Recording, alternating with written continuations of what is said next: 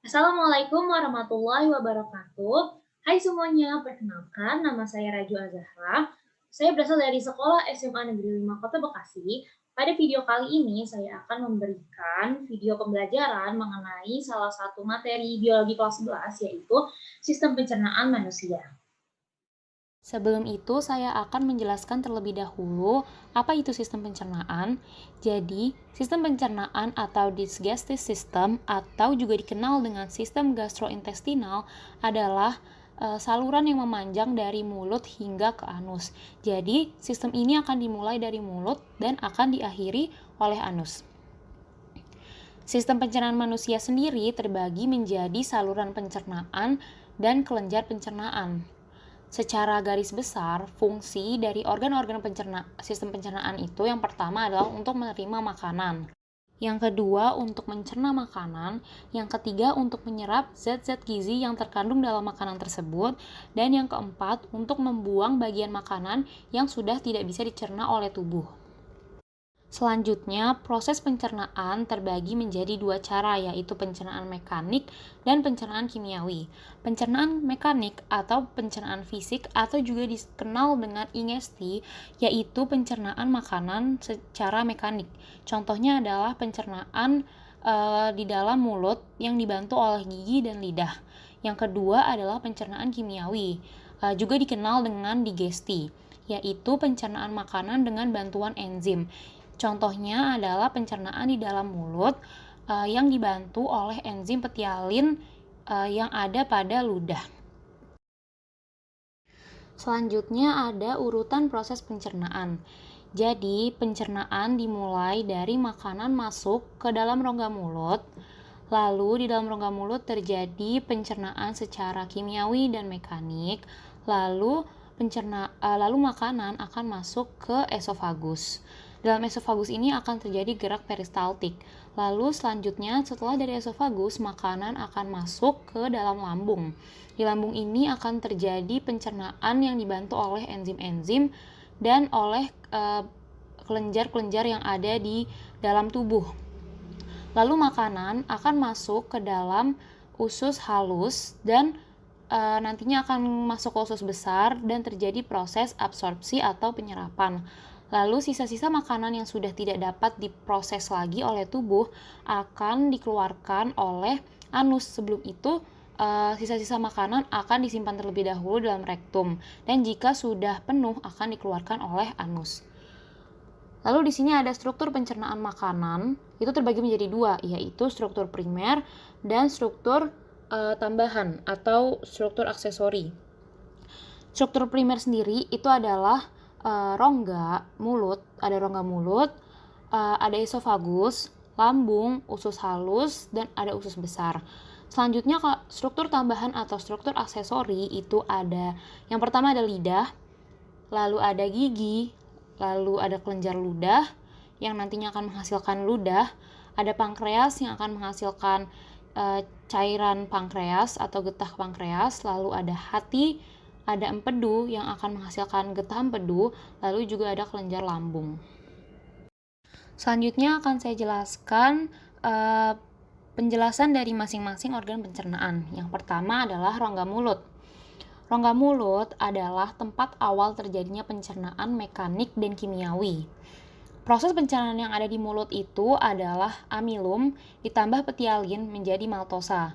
Dan kata lain, di dalam mulut terjadi pencernaan yang mengubah amilum menjadi maltosa dengan bantuan enzim petialin. Di rongga mulut ada gigi, lidah, dan ada ludah. Pertama adalah gigi. Gigi adalah organ pencernaan mekanik yang terdapat pada mulut yang menempel pada gusi. Di sini terdapat gambar struktur gigi. Secara garis besar, gigi terbagi menjadi 3 bagian. Yang pertama ada mahkota yang terlihat dari luar, lalu ada leher, dan ada akar gigi yang tertanam ke bawah. Yang nomor 1 ini adalah email. Email adalah lapisan keras pelindung gigi. Lalu yang nomor 2 ini ada dentin. Dentin ini adalah tulang gigi. Lalu yang nomor 3 ini adalah pulpa. Pulpa adalah rongga gigi yang mengandung banyak pembuluh darah dan saraf. Yang nomor 4 ini adalah sementum. Sementum ini adalah lapisan luar akar gigi. Lalu yang nomor 5 ini seperti yang dilihat adalah gusi. Lalu jenis-jenis gigi berdasarkan fungsinya terbagi menjadi gigi seri, gigi taring, dan gigi geraham. Yang pertama adalah gigi seri atau incisivus. Gigi seri ini berfungsi untuk memotong makanan. Jumlahnya ada 4 di bagian atas dan ada 4 di bagian bawah. Ada di bagian depan gigi yang terlihat pertama kali ketika seseorang tersenyum. Nah, dari usia kanak-kanak, incisivus ini sudah ada. Lalu yang kedua adalah gigi taring atau caninus. Caninus ini berfungsi untuk merobek makanan. Jumlahnya ada 2 di bagian atas dan 2 di bagian bawah. Sama seperti incisivus, gigi caninus ini sudah tumbuh dari usia kanak-kanak. Selanjutnya adalah gigi geraham. Terbagi menjadi 2, yaitu geraham depan atau premolar dan geraham belakang atau molar. Nah, geraham ini berfungsi untuk mengunyah dan menghaluskan makanan. Jumlah dari premolar itu ada 4 di bagian atas dan ada 4 di bagian bawah. Premolar sudah tumbuh sejak anak-anak, sedangkan molar ini baru akan tumbuh ketika seseorang sudah mencapai usia dewasa. Nah, banyaknya molar itu ada 6 di bagian atas dan ada 6 di bagian bawah. Selanjutnya adalah lidah. Lidah tersusun atas otot lurik, epitel kubus, dan membran mukosa. Fungsi dari lidah itu sendiri adalah yang pertama sebagai indera perasa, karena lidah mengandung papila yang berfungsi sebagai indera pengecap. Lalu yang kedua, berfungsi untuk mencampur dan mengaduk makanan di dalam mulut. Dan yang ketiga, berfungsi untuk mendorong makanan agar masuk ke esofagus atau kerongkongan. Nah, di sini di gambar ini ada fakta mengenai lidah. Jadi seperti yang sudah pernah kita pelajari dari SD, jika lidah ini terbagi ke dalam beberapa peta rasa. Jadi di bagian belakang ini adalah rasa pahit, lalu di bagian kanan kiri atas adalah rasa asam, kanan kiri bawah ada rasa asin, dan di bagian bawah tengah itu ada rasa manis. Nah, faktanya walaupun memang satu bagian pada lidah ini bisa mendeteksi suatu rasa sedikit lebih cepat, tetapi semua bagian pada lidah ini bisa merasakan semua jenis rasa dengan level intensitas dan sensasi yang sama. Jadi sebenarnya pemetaan rasa ini tidak sepenuhnya benar. Oke, lalu kita lanjut ke ludah. Ludah atau saliva berfungsi untuk mencerna makanan secara kimiawi karena di dalam ludah ini mengandung enzim petialin. Nah, lalu juga ludah berfungsi untuk membasahi makanan. Juga ludah berfungsi untuk mencegah mulut dari kekeringan, dan ludah juga berfungsi untuk membunuh mikroorganisme yang ada pada mulut. Lalu ludah ini dihasilkan oleh kelenjar ludah. Kelenjar ludah ini berjumlah 3 pasang, seperti gambar di samping. Yang pertama adalah glandula parotis. Itu nomor 1, jadi dia letaknya ada di dekat telinga. Nah, glandula parotis ini menghasilkan ludah berupa air yang mengandung enzim amilase. Lalu yang nomor 2 ini adalah glandula sublingualis. Letaknya ada di bawah lidah. Nah, glandula sublingualis ini menghasilkan ludah berupa air dan lendir.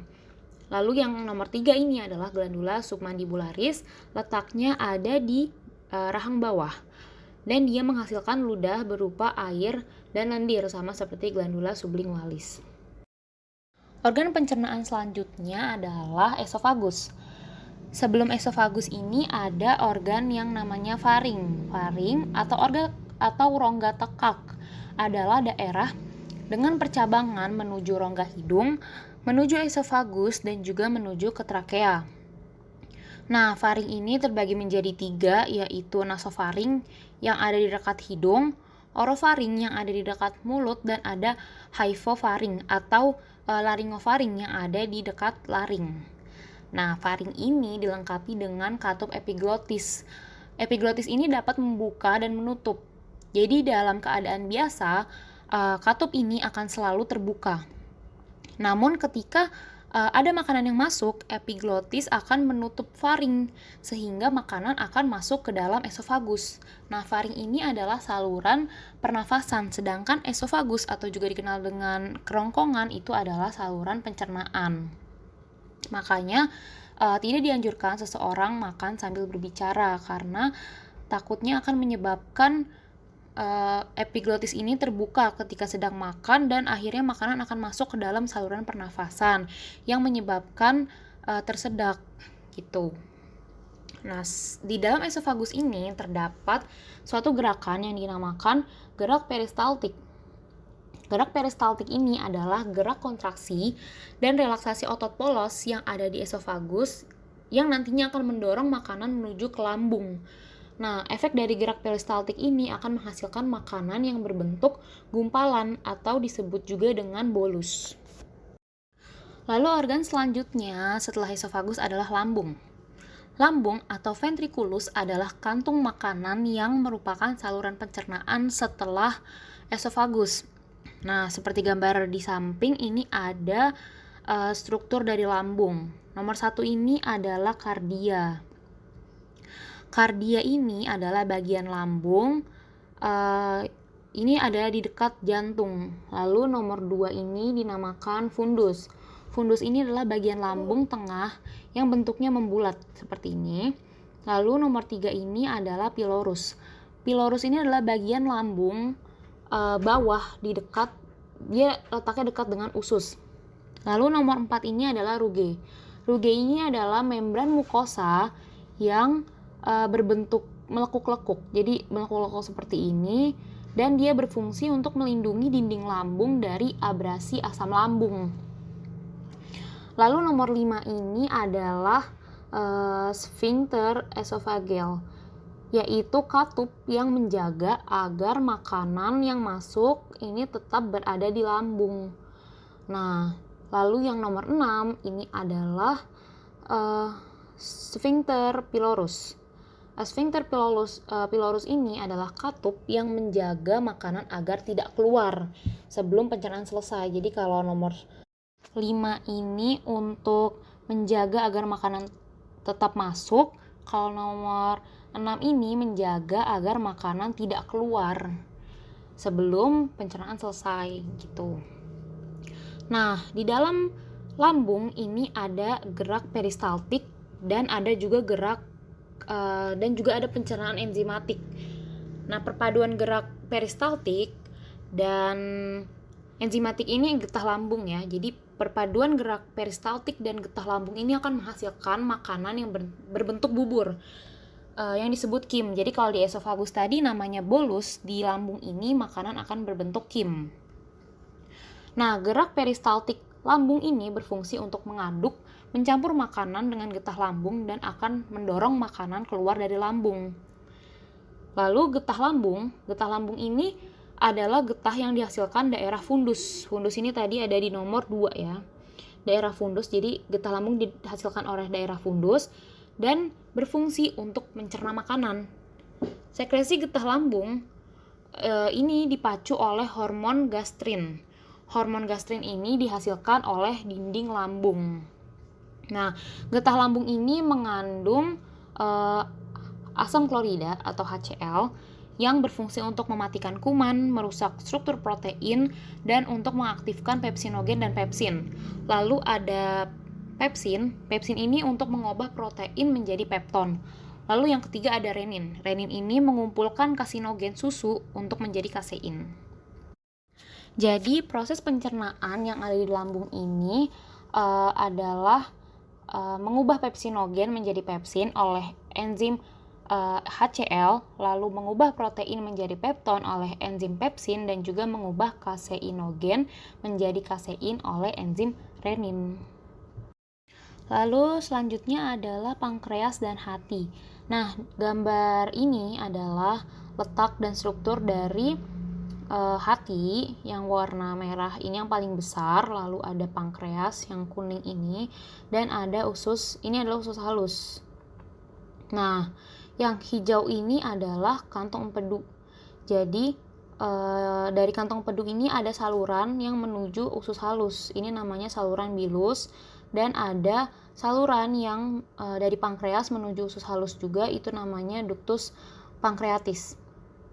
Jadi nanti saluran ini akan mengalirkan getah pankreas dan getah empedu dari masing-masing organ.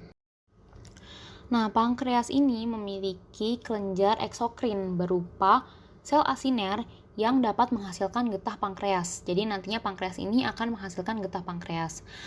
Getah pankreas sendiri mengandung natrium bikarbonat atau NaHCO3, ada amilase, ada tripsin, ada kimotripsin, dan ada lipase.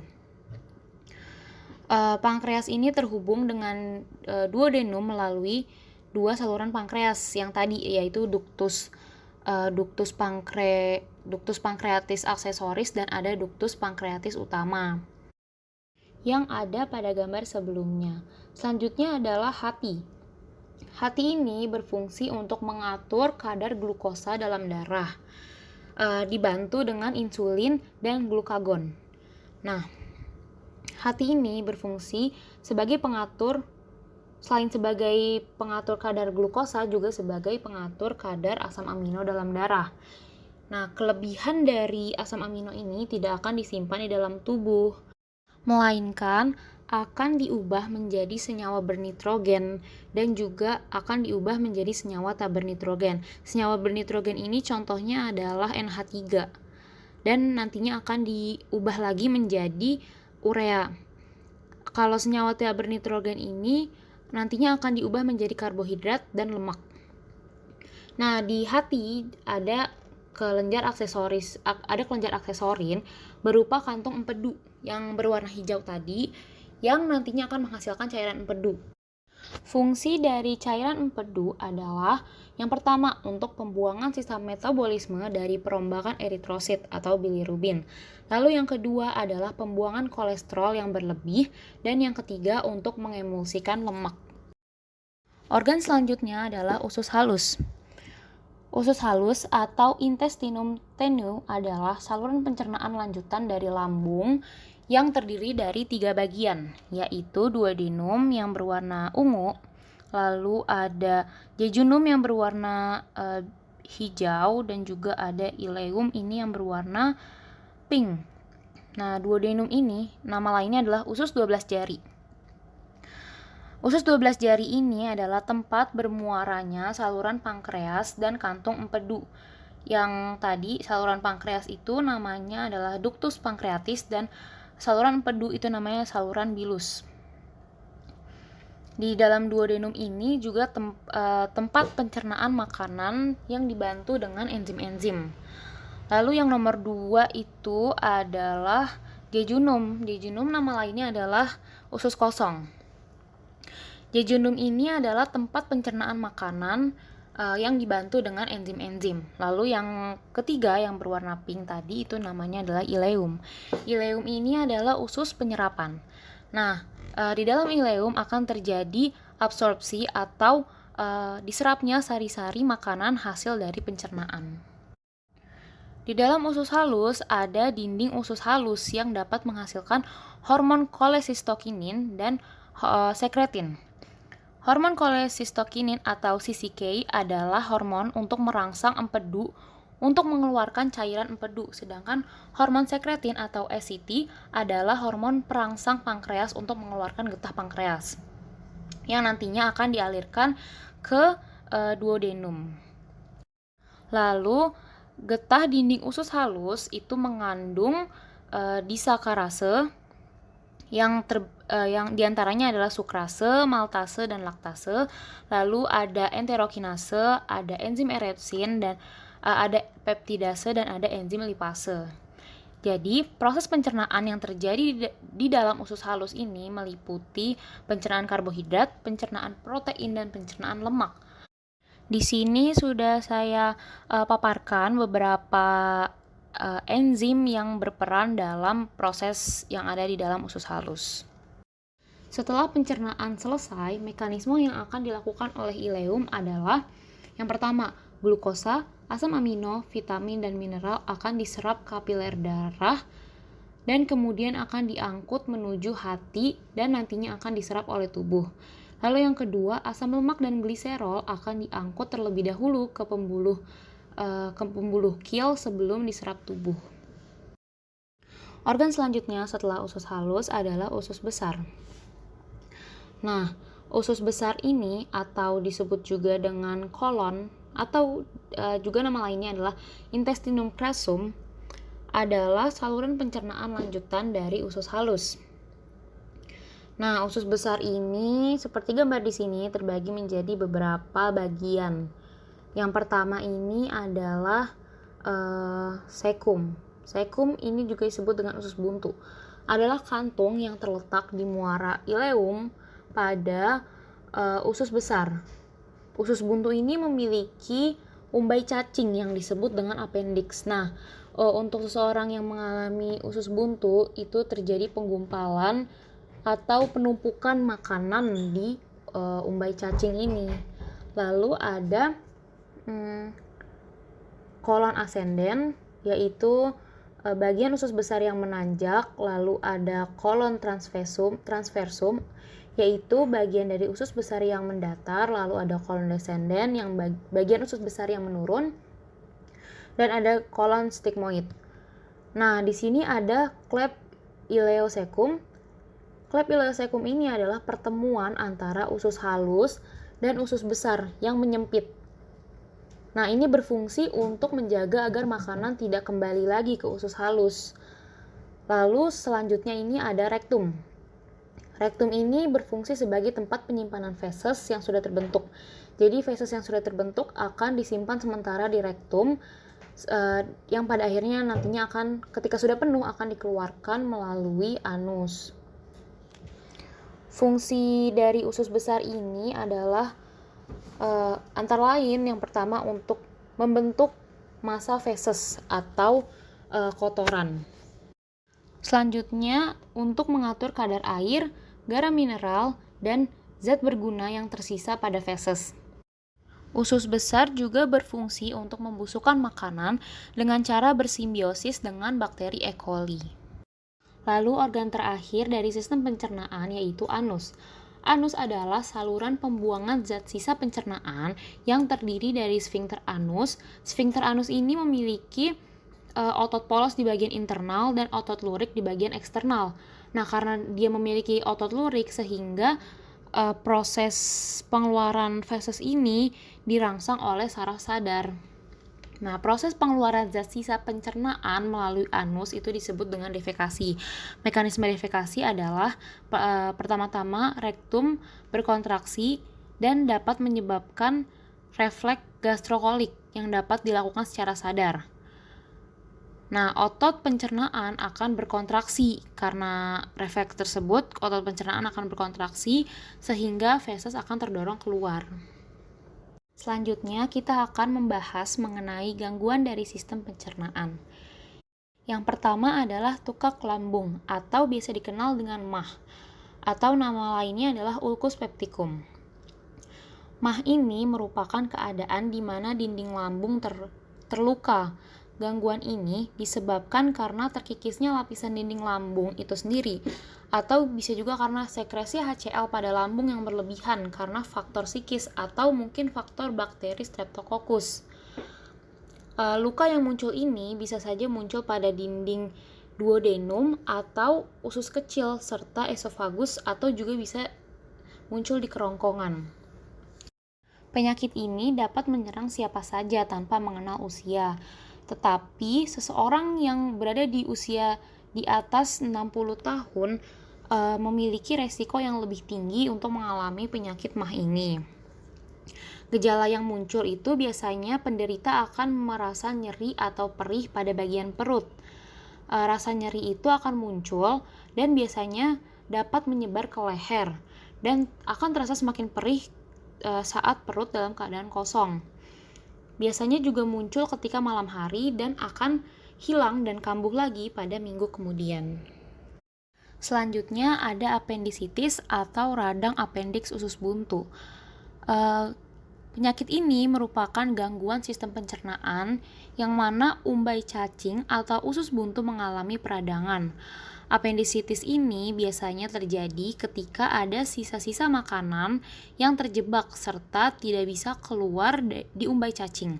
Sehingga lama-kelamaan umbai cacing akan menjadi busuk serta akan menimbulkan peradangan yang menjalar ke usus buntu. Jika umbai cacing atau appendix ini tidak segera dibuang, maka lama-kelamaan akan pecah. Peradangan usus buntu ini biasanya ditandai dengan terdapatnya nanah. Bila gangguan ini tidak segera dirawat, bisa menyebabkan angka kematian yang cukup tinggi. Selanjutnya adalah diare. Diare ini merupakan salah satu gangguan sistem pencernaan yang paling banyak dialami. Di mana gangguan pencernaan ini akan membuat perut terasa mulas dan feses penderita menjadi encer. Encernya feses karena infeksi kolon oleh bakteri Vibrio cholera atau bacillus sehingga dinding usus yang terinfeksi mensekresikan air dan elektrolit berlebihan dan pada akhirnya akan menyebabkan hilangnya cairan tubuh.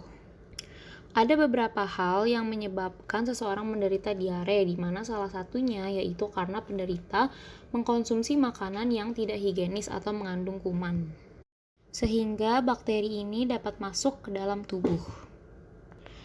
Dan selanjutnya adalah penyakit disentri. Disentri adalah diare yang sudah akut dan biasanya feses penderita bercampur dengan nanah atau darah. Gangguan ini disebabkan karena adanya infeksi bakteri Shigella dysenteria atau Protozoa entamoeba histolytica pada dinding usus besar orang yang menderitanya. Gangguan dari sistem pencernaan ini masih banyak lainnya seperti konstipasi, disfagia, gastritis, serostomia, dan lain-lain. Selanjutnya adalah kandungan makanan. Secara umum, kandungan makanan terbagi menjadi 3, yaitu karbohidrat, protein, dan juga lemak. Yang pertama adalah karbohidrat. Karbohidrat berfungsi sebagai sumber energi utama bagi tubuh. Karbohidrat juga berfungsi untuk memperlancar kerja sistem pencernaan. 1 gram karbohidrat sama dengan 4,1 kalori energi. Karbohidrat terbagi menjadi 2, yaitu karbohidrat simpleks dan karbohidrat kompleks. Karbohidrat simpleks atau karbohidrat sederhana rasanya itu biasanya lebih manis daripada karbohidrat kompleks. Contohnya adalah gula pasir, permen, cupcake, kue ulang tahun, dan ice cream. Sedangkan karbohidrat kompleks itu rasanya tidak semanis karbohidrat simpleks dan kadang rasanya itu tidak terasa manis. Dan juga karbohidrat kompleks ini lebih mengenyangkan daripada karbohidrat simpleks. Contohnya adalah kentang, ubi, dan juga singkong. Lalu selanjutnya ada protein. Protein ini berfungsi sebagai zat pembangun tubuh dan juga sebagai perbaikan bagian tubuh yang rusak. Protein juga berfungsi untuk penyusunan sistem kekebalan tubuh. 1 gram protein sama dengan 4,1 kalori energi. Protein juga terbagi menjadi 2, yaitu protein hewani dan protein nabati. Protein hewani itu berasal dari hewan, contohnya ada telur, ikan, daging, susu, dan juga keju. Lalu ada protein nabati. Protein nabati berasal dari tumbuh-tumbuhan, contohnya ada tempe dan juga tahu. Dan yang ketiga adalah lemak atau lipid. Lemak berfungsi sebagai simpanan energi terbesar bagi tubuh. Juga lemak berfungsi untuk pelindung organ-organ tubuh dan juga pelindung tubuh dari suhu rendah. Lemak juga berfungsi sebagai pelarut vitamin A, D, E, dan juga vitamin K. 1 gram lemak sama dengan 9,3 kalori energi. Lemak terbagi menjadi 3, yaitu lemak tidak jenuh, lemak jenuh, dan juga lemak trans. Lemak tidak jenuh ini sangat baik bagi kesehatan tubuh. Contohnya adalah minyak zaitun, minyak canola, minyak jagung, lalu ada alpukat, biji-bijian, dan lain-lain. Selanjutnya adalah lemak jenuh. Lemak jenuh ini baik bagi tubuh asalkan tidak berlebihan, karena jika kelebihan akan menyebabkan jantung koroner. Contohnya adalah daging merah, keju, minyak kelapa, dan minyak kelapa sawit yang biasa kita gunakan sehari-hari. Lalu yang terakhir adalah lemak trans. Lemak trans ini adalah lemak yang paling berbahaya bagi tubuh. Contohnya adalah pada makanan cepat saji seperti burger, kentang goreng, ayam Kentucky, dan lain-lain. Dan yang terakhir adalah uji kandungan makanan. Kita bisa menguji kandungan dari zat makanan yang biasa kita konsumsi. Zat-zat tersebut antara lain adalah amilum, protein, glukosa, dan lemak. Cara menguji amilum pada makanan adalah dengan meneteskan lugol. Jika makanan tersebut berubah menjadi biru kehitaman, maka sudah dipastikan bahwa makanan tersebut mengandung amilum atau karbohidrat. Lalu, cara mengecek apakah makanan tersebut mengandung protein adalah dengan meneteskan biuret. Jika berubah warna menjadi ungu, maka makanan tersebut mengandung protein. Lalu, cara mengecek glukosa adalah dengan meneteskan benedik. Jika makanan tersebut berubah warna menjadi merah bata atau orange, sudah dipastikan makanan tersebut mengandung glukosa. Dan yang terakhir, jika kertas buram kita tempelkan di makanan yang kita akan uji, lalu kertas buram itu berubah menjadi transparan, maka sudah dipastikan bahwa makanan tersebut mengandung lemak. Ya, jadi itu adalah beberapa pembahasan dari sistem pencernaan manusia yang dapat saya sampaikan. Terima kasih atas perhatiannya. Kurang lebihnya mohon maaf. Wassalamualaikum warahmatullahi wabarakatuh.